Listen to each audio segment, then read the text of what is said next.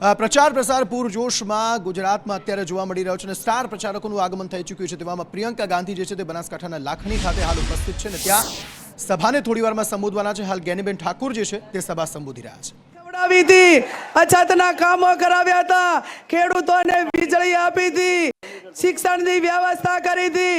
મારા વાવ વિસ્તારમાં પીવાનું પાણી નહોતું તો ડીસાથી કરીને માવસરી સુધી પાઇપલાઇનો નાખીને મારા તાલુકાઓને અને જિલ્લાના લોકોને પાણી પૂરું પાડ્યું હતું। ત્યારે હું તમારા બધા વતી ખાતરી આપું છું પ્રિયંકાજી, આજે તમે બનાસકાંઠાના મહેમાન બનાય છો અને બનાસકાંઠા જિલ્લો એ આ વખતે કોંગ્રેસ પાર્ટીને આશીર્વાદ આપી બનાસની બેન જ્ઞાનીબેનને જીતાડીને આ લોકસભાની સીટ એ તમને ભેટ આપશે એમાં મને કોઈ શંકાને સ્થાન નથી। આજે બજરંગ બલી હનુમાન દાદાની ભૂમિ છે, ધરણીધર ભગવાનની ભૂમિ છે અને માં અંબાની ભૂમિ છે કે જ્યાં રાજી વડાપ્રધાન હતા ત્યારે માં 51 શક્તિપીઠ એ અંબાજીના દર્શન કરવા આવતા। દેવી શક્તિઓના આશીર્વાદ આપણી સાથે છે। ત્યારે આપ 7મી તારીખે મોટા પ્રમાણમાં મતદાન કરી અને બનાસકાંઠાની સીટ એ કોંગ્રેસને વિજય બનાવી તમારી બેનને વિજય બનાવો એ શબ્દ સાથે આપ સૌનો ખૂબ ખૂબ આભાર। नारी हूँ, लड़की हूँ, लड़ सकती हूँ नो नारो समग्र देश में जेमने आप्यो छे एवा प्रियंका गांधीजी ने धरणीधर भगवान नो फोटो अने अंबाजी मातानी चूंदड़ी आपवा माटे हूँ आपणा लोकप्रिय उम्मीदवार ज्ञानीबेन, जिला कांग्रेस समितिना अध्यक्ष भाई श्री भरतसिंह वाघेला अने लोकसभाना प्रभारी भाई बळदेवजी ठाकोरने विनंती करूं छुं के मूर्ति आपीने आदरणीय प्रियंकाजीनुं स्वागत करशे। समग्र देश में नारी शक्ति में एक नवी चेतना जेमना नेतृत्व में आई है एवं प्रियंका गांधीजी नु स्वागत थई शक्यु छे। लड़की हूँ लड़ सकती हूँ ना माध्यम थी समग्र देश की महिलाओं में एक शक्ति पूरवानुं काम कर्युं छे। हवे हूँ विनंती करूं छुं गुजरात प्रदेश कांग्रेस समितिना अध्यक्ष अने राज्यसभाना सांसद माजी विरोध पक्षना नेता माजी मंत्री आदरणीय शक्तिसिंहजी गोहिल ने के आवो अने आ बनासकांठानी जिल्लानी जनताने संबोधन करो। જ્ઞાનીબેન ઠાકોરે સંબોધન કર્યું અને હવે રાહ જોવારી છે પ્રિયંકા ગાંધીના સંબોધનની। હાલ પ્રિયંકા ગાંધી હાલ તસવીરોમાં દેખાઈ રહ્યા છે અને તેઓ સંબોધન થોડી જ વારમાં કરશે। બનાસકાંઠાના લાખણી ખાતે હાલ પ્રિયંકા ગાંધી ઉપસ્થિત છે। કોંગ્રેસના દિગ્ગજ નેતાઓ પણ તેમની સાથે હાલ ઉપસ્થિત। બનાસકાંઠામાં જ્ઞાનીબેન ઠાકોર વર્સિસ રેખાબેન ચૌધરી વચ્ચેનો જંગ છે અને બનાસકાંઠાની બેઠક કબજે કરવા માટે પ્રયત્નો સતત થઈ રહ્યા છે। પ્રચાર પ્રસાર પૂરજોશમાં જોવા મળી રહ્યો છે। મોટી સંખ્યામાં લોકો અહીં સંબોધન માટે એકત્રિત જોવા મળી રહ્યા છે। થોડી જ વારમાં પ્રિયંકા ગાંધી જે છે તે અહીં જનસભા સંબોધશે। તો હાલ સીધી તસવીરો લાખણી ખાતેથી મોટી સંખ્યામાં લોકો અહીં ઉપસ્થિત છે અને પ્રિયંકા ગાંધી અહીં જનસભા સંબોધવા માટે જઈ રહ્યા છે। જ્ઞાનીબેન ઠાકોરે અહીં સંબોધન કર્યું જેમાં તેમણે અલગ અલગ બાબતો જણાવી, જેમાં કોંગ્રેસને આ બેઠક જીતાડવાની છે, મોટી સંખ્યામાં લોકોએ મતદાન કરવાનું છે તેવી વાત કરી અને હાલ સંબોધન કરવા માટે પ્રિયંકા ગાંધી જે છે તે આવી રહ્યા છે।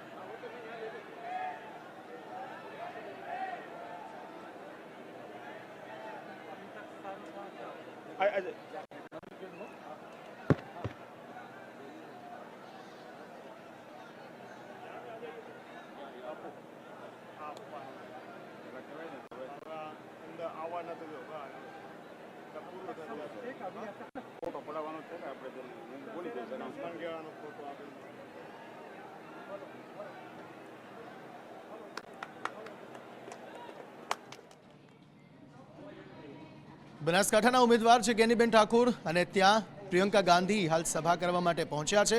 મોટી સંખ્યામાં લોકોની ઉપસ્થિતિમાં હાલ સભાને સંબોધન અહીં થઈ રહ્યું છે। आपकी बहुत आभारी हूं कि आपने इतना इंतजार किया।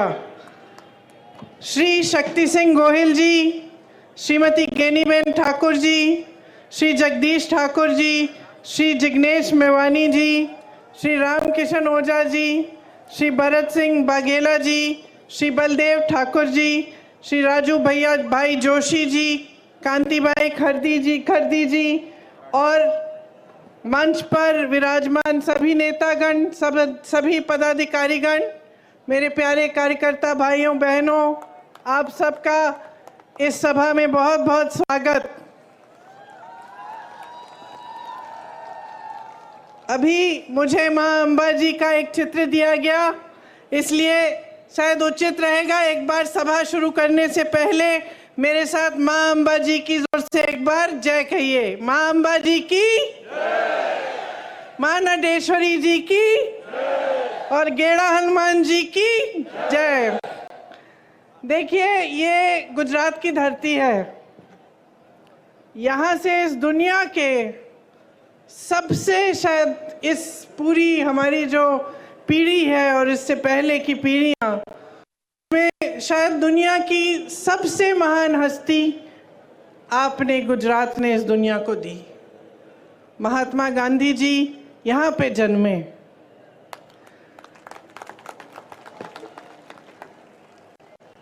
श्री सरदार पटेल जी भी गुजरात के ही पुत्र थे।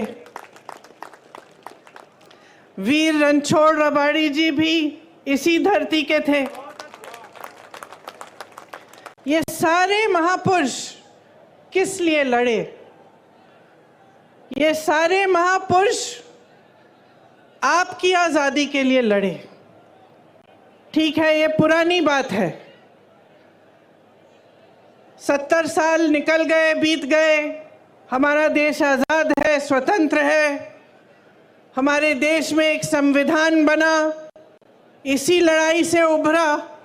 जितने भी हमारे स्वतंत्रता सेनानी थे, जितने बड़े बड़े महापुरुष रहे, चाहे पटेल जी हो, चाहे गांधी जी हो, नेहरू जी हो, सब ने लड़कर, ब्रिटिश साम्राज्य से लड़कर हमारे देश को आज़ाद करवाया और हमें एक संविधान दिया।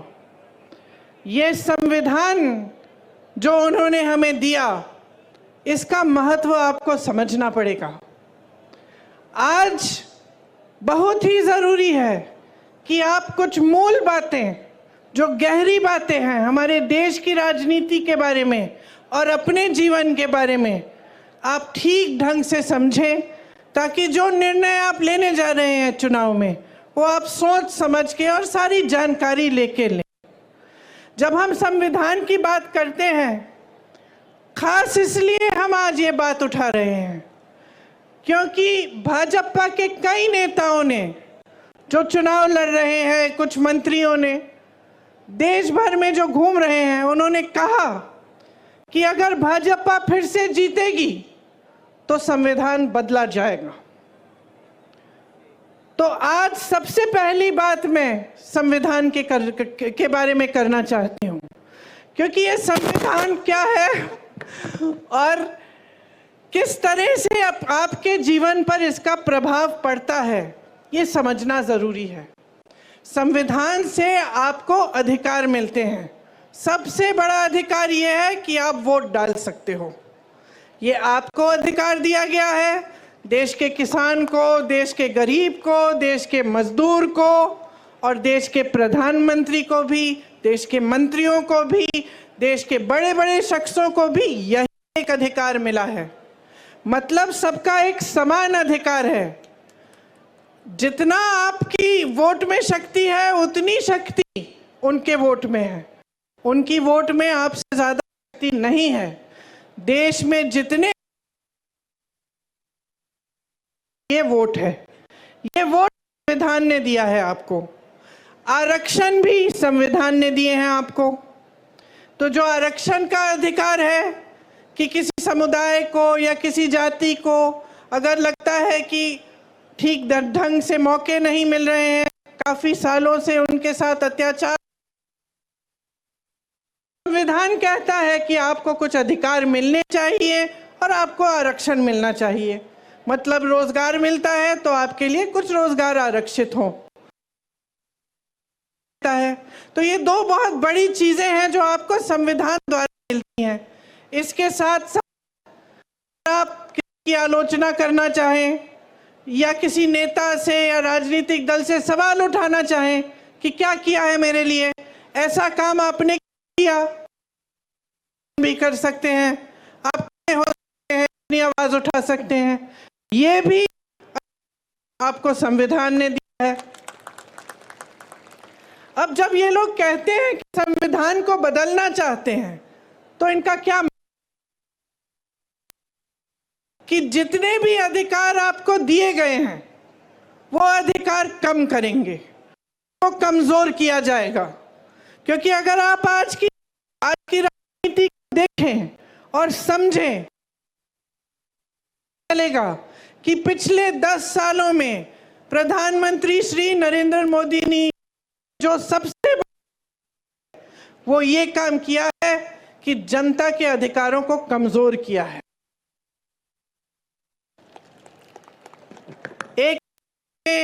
मैं हमेशा ये कहानी बताती हूँ, एक जमाने में बड़े बड़े प्रधानमंत्री होते थे, वो आपके गांव आते थे, वो आपके घरों में आते थे, और जब आपके घरों और आपके गांव में आते थे तो आप अपना हक मांगते थे। मैं पिताजी की देखा है, मैं यूपी के किसी छोटे से गांव में गई, एकदम पिछड़े जिले में, जहां पे मेरा पहुंचना आज के दिन मुश्किल,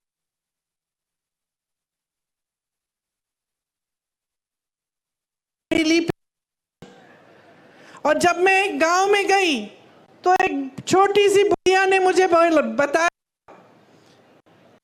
छोटी इसलिए क्योंकि इतनी बुढ़िया थी, उन्होंने मुझे बताया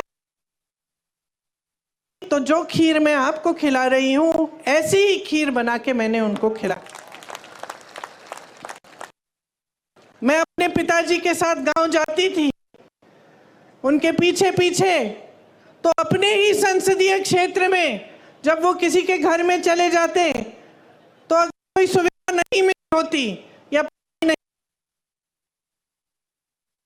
लगता था, वो है या सड़क नहीं बनी है तो डांट खाते थे, जनता डांटती थी कि आप प्रधानमंत्री हैं, हमारा नल नहीं लगाया आपने। और लोग कहते थे उनसे कि देखिए वोट हम आपको तब देंगे जब आप सड़क बनाएंगे, जब आप पानी लाएंगे, प्यार तो हम आपको वोट तब मिलेगा जब आप हमारा काम करेंगे। ये राजनीति एक जमाने की, और इस राजनीति का आधार किसने डाला? गुजरात के सबसे महान बेटे ने डाला, महात्मा गांधी जी ने। महात्मा गांधी जी ने सारे नेताओं से छुड़वाई, सबको जमीन पे लाए, सबको घरों में ले गए, की समस्याओं को सुनो, और जो जनता है देश की वो सर्वोपरि है, ये बात गांधी जी ने सिखाई। और गांधी जी ने कहां से सीखी है? भगवत गीता से, हिंदू धर्म से। जो महान गुरु होते थे हमारे, उनसे पहले वो थे कि समस्याएं क्या है, कि मेरी बहनें बैठी हैं, कैसे कर रही हो अपना जीवन, महंगाई हो रही है, कुछ खरीद पा रही, क्या मुश्किल है जब घर पहुंचती हो काम करने के बाद। किसानों टीवी पे उनको देखते हैं कि नहीं? देखते हैं टीवी पे, देखते हैं ना, दिखते हैं। कहाँ दिखते हैं आपको? बड़े मंचों पे दिखते हैं, बड़े बड़े प्रधानमंत्रियों के साथ दिखते हैं, दूसरे देशों के राष्ट्रपतियों के साथ दिखते हैं ना, बड़े बड़े खरबपतियों के साथ दिखते हैं, सेठों के साथ दिखते हैं। कभी आपने उनको किसी किसान के घर जाते हुए देखा है? कभी आपने उनको किसी गरीब के घर में जाते हुए देखा है? मैंने यूपी में काम किया पिछले 5 सालों से। वहां पे उनका संसदीय क्षेत्र है। उनके संसदीय क्षेत्र वाराणसी में भी प्रधानमंत्री जी किसी एक गरीब के घर नहीं गए हैं। कभी नहीं पूछा है इन 10 सालों में कि भाई तुम कैसे हो। किसानों के लिए नीति बनाते हैं, किसान आंदोलन करता है। लाखों किसान 4 किलोमीटर दूर उनके घर से बैठते हैं, आंदोलन करते हैं। महीनों के लिए उनकी बिजली काटी जाती है, पानी काटा जाता है, 600 शहीद होते हैं किसान, लेकिन वो 4 किलोमीटर दूर चल के हमारे प्रधानमंत्री उनसे मिलने के लिए नहीं आते। जब उनको पता चलता है कि चुनाव आ रहा है और ये किसान आंदोलन कर रहे हैं, हमें वोट नहीं मिलेगा, तब चुनाव के 2 महीने पहले वो कानून बदल देते हैं। ये है उनकी कार्यशैली। वो मेरे भाई को शहजादा बोलते हैं। मैं उनको बताना चाहती हूँ, ये शहजादे 4000 किलोमीटर पैदल चले हैं। कन्याकुमारी से कश्मीर तक आपकी समस्याओं को सुनने के लिए चले हैं। मेरी बहनों से मिले हैं, मेरे भाइयों से मिले हैं, किसानों से मिले हैं, मजदूरों से मिले हैं और सबसे प्यार से मिलकर पूछा है कि तुम्हारे दिल में क्या मुश्किलें हैं, तुम्हारे जीवन में क्या समस्याएं हैं, उनको हम हल कैसे कर सकते हैं। और एक तरफ आपके शहंशाह नरेंद्र मोदी जी महलों में रहते हैं। आपने कभी टीवी पे उनका चेहरा देखा है? एकदम साफ सुथरा सफेद कुर्ता, एक दाग नहीं है धूल का, एक बार इधर से उधर नहीं हो रहा है। वो कैसे समझ पाएंगे आपकी मजदूरी, आपकी खेती? कैसे समझ पाएंगे? कैसे समझ पाएंगे कि आप किस दलदल में धंसे हुए हो? महंगाई से आप दब चुके हो। हर तरफ महंगाई। मेरी बहनें, मिट्टी के तेल का तेल आज कितने का है? सब्जी खरीदने जाती हो, मिलती है क्या? तुम भाव क्या है उसका? पेट्रोल डीजल का दाम क्या है? मेरे किसान भाइयों, किस तरह से गुजारा कर रहे हो? खेती के हर सामान पे जीएसटी है, हर सामान महंगा हो चुका है। मेरी बहनें, अगर कोई त्योहार होता है, कुछ खरीदना पड़ता है, नए कपड़े, बच्चों के लिए कोई वर्दी खरीदनी पड़ती है, फीस भरनी पड़ती है, कोई बीमार पड़ जाता है, इलाज करना पड़ता है, तो क्या हालत होती है आपकी? ये मोदी जी नहीं जान सकते, क्योंकि मोदी जी अब अपने महल में बंद हैं, सत्ता से घिरे हुए हैं। उनके आसपास जितने भी लोग हैं उनसे डरते हैं, उनको कोई कुछ कहता नहीं है, और अगर कोई आवाज उठा भी ले तो उस आवाज को दबाने की कोशिश होती है। आज उनको ये नहीं पता है कि आप कितनी समस्याओं से जूझ रहे हैं। आप देखिए, यहाँ राजपूत समाज की महिलाओं का कितना अपमान किया गया। मोदी जी ने क्या किया? क्या हटाया उस प्रत्याशी को? हटाया उस प्रत्याशी को? आपकी मांग क्या थी? आपकी मांग ये थी कि हटे, आपको अपमानित किया। मोदी जी ने सुनी आपकी बात, आपकी सुनवाई हुई। मैं आपसे वादा करती हूं बहनों कि अगर हमें मौका मिला, हम देश भर में आपकी बात हम फैलाएंगे, बताएंगे, और इस तरह का अपमान आपके साथ हम नहीं होने देंगे। आज मेरी बहनों, जहां जहां महिलाओं का अपमान किया गया है, वहां मोदी जी की सरकार ने, जिन्होंने अपमान किया, जो अत्याचार कर रहे हैं, उनका साथ दिया है, उनके पक्ष में खड़ी हुई है इनकी सरकार, आपके पक्ष में नहीं। हाथरस में महिला के साथ अत्याचार हुआ, उसको जला के मार डाला। भाजपा की सरकार ने उनको बचाया जिसने अत्याचार किया था। उन्नाव में हुआ, मैं उस महिला के घर गई, कोई ऐसा अत्याचार नहीं था जो उसके परिवार पे नहीं बरसाया गया, क्योंकि उस महिला ने आवाज उठाई। उसके साथ अत्याचार करने वाला एक भाजपा के प्रधान का रिश्तेदार था। उस महिला ने, नौजवान थी, आवाज उठाई, कचहरी में गई केस डालने। जहां वो अपमान हुआ था वहां केस नहीं डाला गया तो अगले जिले में चली गई, वहां से डाला। रोज सुबह अकेली जाती थी 6 बजे ट्रेन लेकर अगले जिले में, वहां पे कचहरी में जाती थी अपने केस की सुनवाई के लिए। एक दिन जब वापस आ रही थी तो उसको जलाकर मार डाला। 1 किलोमीटर जलते हुए चली, कोई आया नहीं मदद करने के लिए, पुलिस नहीं आई, कोई नहीं आया।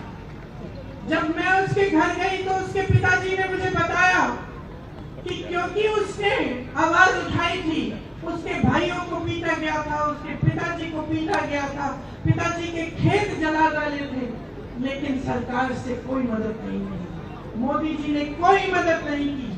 हमारी बड़ी बड़ी ओलंपिक की मेडलिस्ट महिलाएं जो लड़ी देश के लिए, मेडल लाई, जब मेडल लाई तो मोदी जी ने उनके साथ फोटो खिंचवाई और सारे अखबारों में लिखा था कि देखिए मोदी जी है तो मुमकिन है, मोदी जी की वजह से ये मेडल लेके घर आई हैं। जब वही महिला सड़क पे उतरी क्योंकि उसके साथ अत्याचार हुआ था, मोदी जी ने उनकी मदद नहीं की। उस महिला ने, उसकी आंखों में आंसू थे जब उसने मुझे बताया कि दीदी मैंने सोचा था कि मैंने इतना बड़ा काम किया है देश के लिए, मेडल लाई हूँ, अगर मैं यहाँ पे बैठ के मांग करूंगी तो जरूर मेरे साथ न्याय मिलेगा, मुझे न्याय मिलेगा, लेकिन उसे न्याय नहीं मिला। आपको मालूम है क्या तोहफा मिला उसको, जिसने उस पर अत्याचार किया? आज उसका बेटा भाजपा के टिकट पे खड़ा। जिस तरह से जिसने यहाँ पे आपकी महिलाओं का अपमान किया उसके बेटे को टिकट दिया, उसी तरह से उत्तर प्रदेश में इसके बेटे को भी टिकट दिया। ये है नरेंद्र मोदी जी की सरकार की असलियत। और जैसे मैंने कहा, घिरे हुए हैं सत्ता से, अब आपको नहीं पहचानते, आपको नहीं जानते। बताइए, अगर गुजरात की जनता से कटे नहीं होते तो यहाँ से चुनाव क्यों नहीं लड़ रहे हैं? गुजरात से क्यों चुनाव नहीं लड़ रहे हैं? इतनी दूर जाकर वाराणसी में क्यों लड़ रहे हैं? क्योंकि कट चुके हैं आपसे। आपसे जो फायदा निकलना था बहनों और भाइयों, निकाल लिया। आपने सत्ता दी, मुख्यमंत्री बनाया, कई बार बनाया, यहाँ उनको सत्ता मिली, नाम मिला, आपके समर्थन से उनको सम्मान मिला, यहाँ से चले गए प्रधानमंत्री बनने, आपको भूल चुके हैं और आपसे कट चुके हैं। ये किसानों की धरती है, यहाँ अनार, आलू, जीरा पैदा करते हैं आप। आपसे पूछना चाहती हूँ, मोदी जी की 10 साल सरकार है, आपको न्यूनतम समर्थन मूल्य मिलता है इसके लिए? नहीं मिलता। जो आपका कोऑपरेटिव सेक्टर है, अमूल, बनास डेयरी, ये किसने खड़ा किया? आपको याद है? कांग्रेस के जमाने में खड़ा हुआ ये सेक्टर है सत्ता से। अब आपको नहीं पहचानते, आपको नहीं जानते। बताइए, अगर गुजरात की जनता से कटे नहीं तो यहां से चुनाव क्यों नहीं लड़ रहे हैं?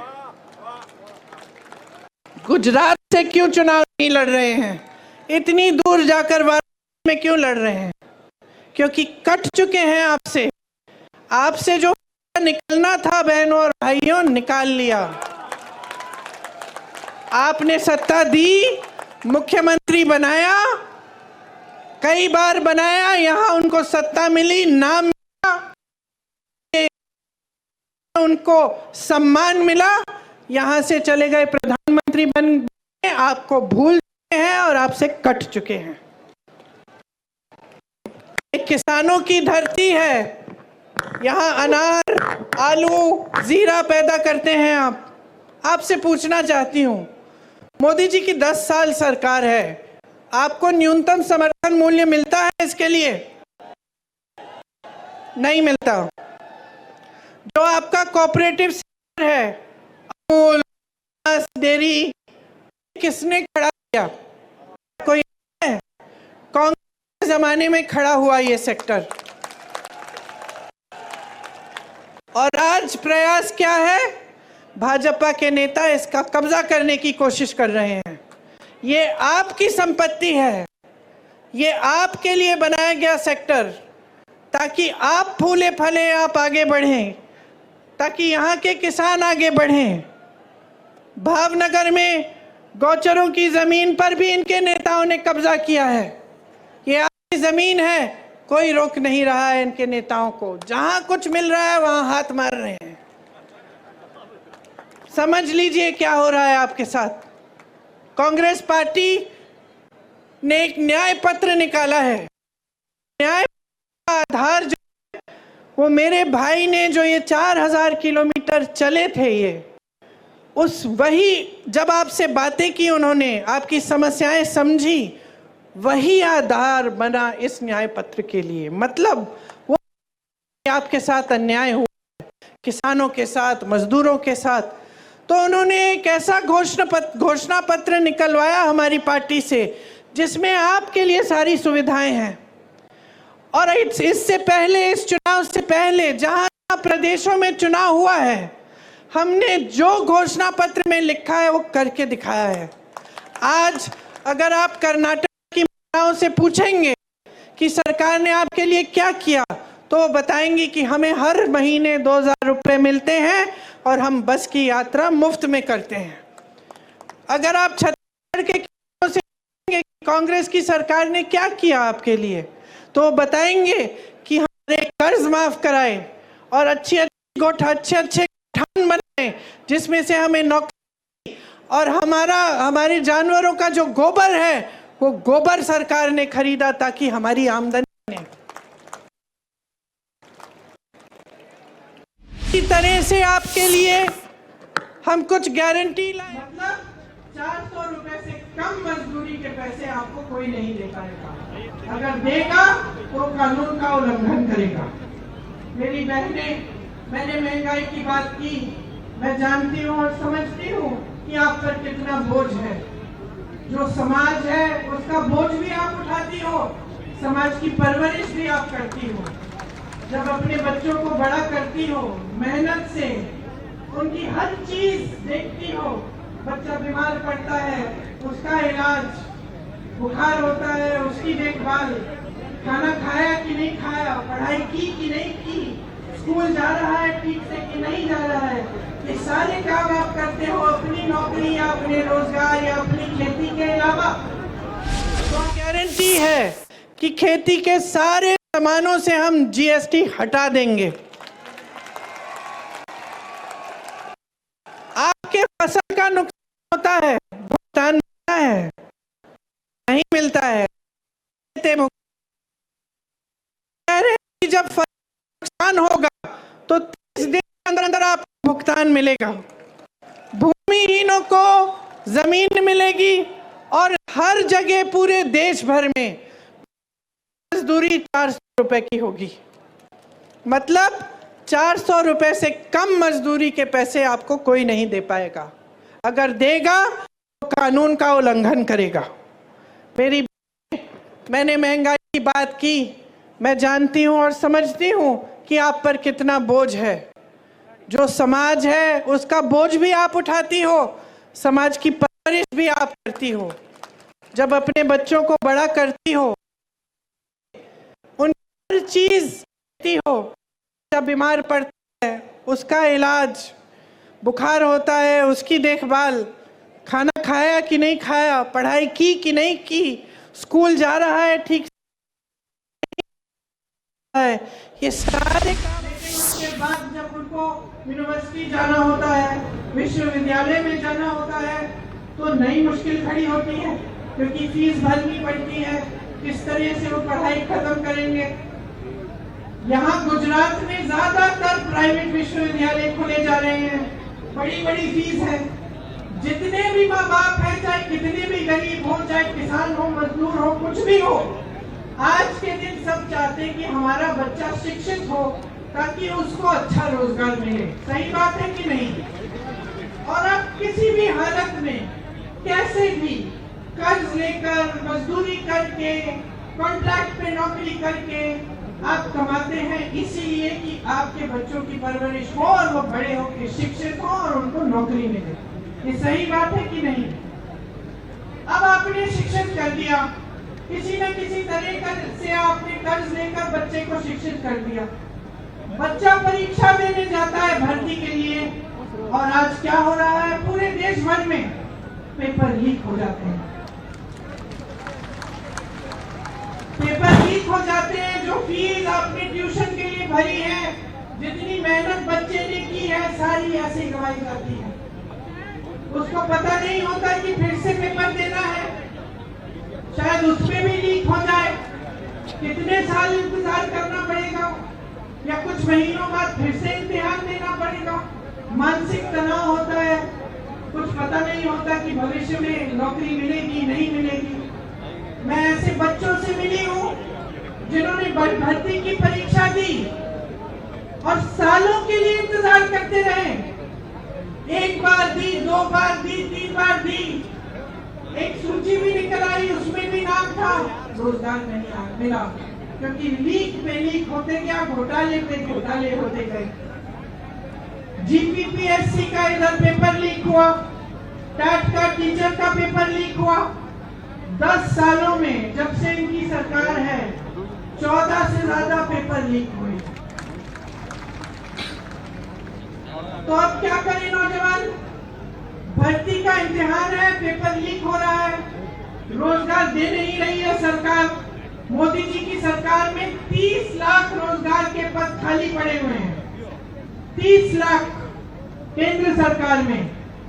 आप नौजवान यहाँ खड़े हो, यहीं पे हजारों खड़े होंगे जिनके पास रोजगार नहीं है। वहाँ 30 लाख पद खाली है, वो पद भरे नहीं गए हैं। तो पद खाली है, नौजवान खाली है, लेकिन आप पद नहीं भर रहे हैं। आपका ध्यान कहीं और है, सरकार का ध्यान रोजगार बनाने में नहीं है। तो ये परिस्थिति है कि जब आपको रोजगार नहीं मिलता तो फिर आउटसोर्सिंग और कॉन्ट्रैक्ट पे ही रोजगार मिलता है, और आप सब वही करते हैं, क्योंकि और कोई चारा नहीं है, कोई स्थायी रोजगार नहीं मिल रहा है। अब मैं आपको समझाना चाहती हूँ कि ये स्थायी रोजगार क्यों नहीं मिल रहा है। एक तो हुई खेती की बात। एक जमाने में खेती में भी रोजगार मिलते थे, लेकिन जब से इतनी महंगाई आई है, किसान खुद कमा नहीं पा रहा है। तो जब किसान खुद कमा नहीं पा रहा है, तो वो कैसे रोजगार दिलाएगा अपनी खेती में? तो फिर वो भी कम मजदूर रखता है। वो भी कहता है कि जितना काम मैं खुद निपट सकता हूँ निपट लूंगा। तो खेती से रोजगार कम हो रहा है। बड़े बड़े जितने भी सरकारी कॉर्पोरेशन थे, जितनी सरकारी कंपनियां थी जिससे आपको स्थायी रोजगार मिलते थे, तकरीबन सभी की जो सब्सिडी है, जो सब्सिडरी है, उनको इन्होंने अपने खरबपति मित्रों को दे दिया है। आज देश का कोयला, देश की सड़कें, देश का पावर, देश के हवाई अड्डे, देश के बंदरगाह, सब इनके बड़े बड़े खरबपति मित्रों के को दे दिए गए हैं। इनको आपकी संपत्ति थी, आपको रोजगार मिलता था, आपको सुविधाएं मिलती थी, अब वो सारी संपत्ति बड़े बड़े खरबपतियों की हो गई है। अगर आपकी समस्याओं को ये सरकार समझती तो वो जानती कि यहाँ से रोजगार मिलता है, नए नए रोजगार बनते हैं। ये संपत्ति अभी खरबपतियों को देने से ये रोजगार बंद हो सकते हैं, आरक्षण बंद हो सकते हैं, क्योंकि प्राइवेट हो गई वो नौकरी, वो रोजगार। लेकिन आपके बारे में नहीं सोच रहे हैं। इनकी नीतियां बड़े बड़े खरबपतियों के लिए ही बन रही हैं। अगर आप ठीक ढंग से समझेंगे और देखेंगे तो हर स्तर पे ये हो रहा है। मैं रोजगार की बात कर रही थी, एक और जगह थी जहां से रोजगार बनते थे, जो छोटे छोटे इंडस्ट्री, मीडियम साइज की इंडस्ट्री है, जो कोई मैन्युफैक्चरिंग करा रहा है, किसी ने अपना बिजनेस खोला है, किसी की दुकान है, उससे भी रोजगार मिलता था। लेकिन उसको इतने संकट में डाल दिया है नरेंद्र मोदी जी की नीतियों ने। नोटबंदी लाए पहले, उससे जितने भी छोटे और मध्यम के वर्ग के बिजनेस थे वो सारे उनकी कमर टूटी। उसके बाद जीएसटी लाए और मुश्किलों में डाला। तो वहां से भी रोजगार बंद हो गए। तो स्थिति ये है आज देश में कि 10 सालों में रोजगार बनाने का काम नहीं किया गया है। इसीलिए